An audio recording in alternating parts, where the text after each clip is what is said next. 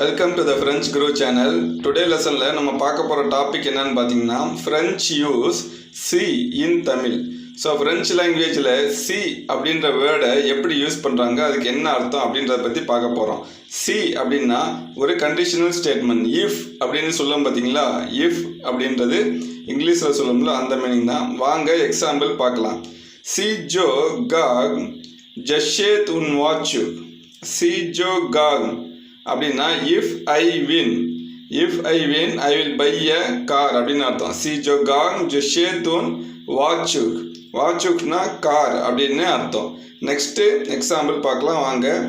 C சு வியோன் சு சோஹா து சோல். சி சு வியோன் if you come you will be alone.